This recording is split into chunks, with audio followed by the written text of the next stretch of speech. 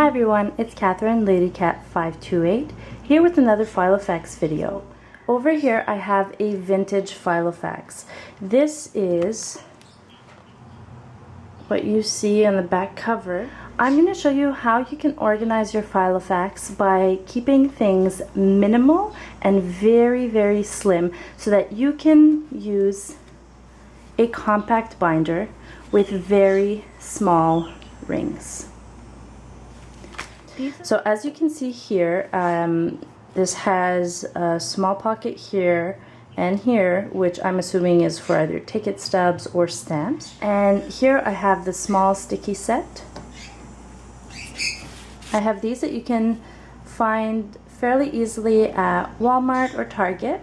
And I'm using these because they coordinate really well with the colors on the stickies.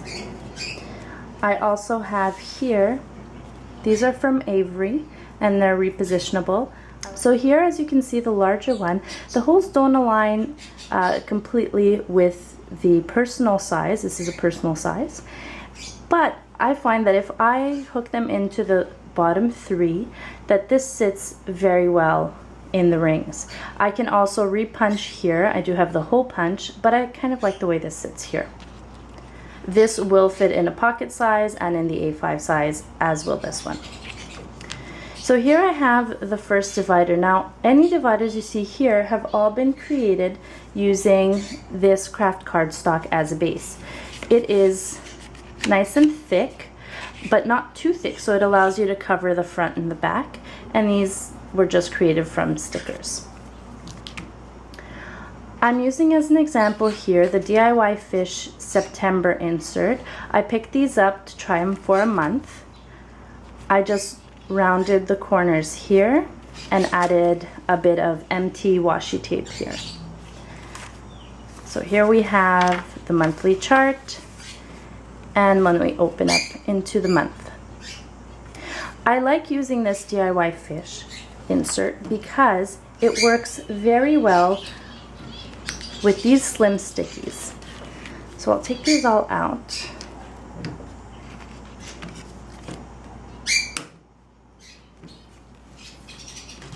If we look at the size, these slim stickies are just about the same size as each line, so that could be used all around here.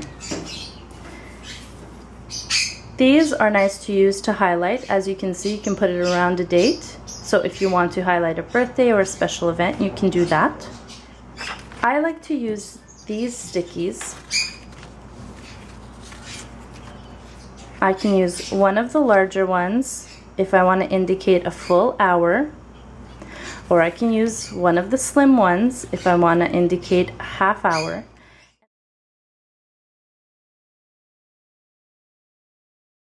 And you can reuse this. So if you're someone who uses your monthly chart to track down appointments and major events, then your daily schedule could be used on a day-to-day basis. Or what you can do is you can create your ideal schedule. These inserts are amazing because they start at 6 a.m. and they run all the way to 9 p.m. On the next page, it is the same as the first, as you can see here, but what I've done is I've used a paper clip to just attach one of the vellum sheets. So here we have a vellum sheet. And I've put it on top. So here you can write out either in permanent ink or in pencil and then erase. You can use almost any kind of pen on this. It just depends. You'll have to test out with the drying times. I like to use a pencil when I use vellum, or you can still use your stickies as you wish.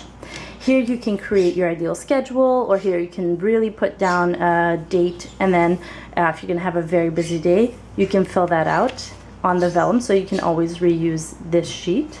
And this is one way that you can really slim it down, because these sheets allow you to keep one inside and then write down if you're going to have a very busy day.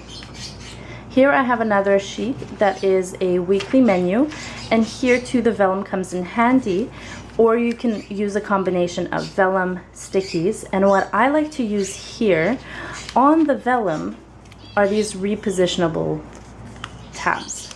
So this goes in really nice. You have here breakfast, lunch, and dinner. And I like to use these. You can use them directly on the paper and then remove them.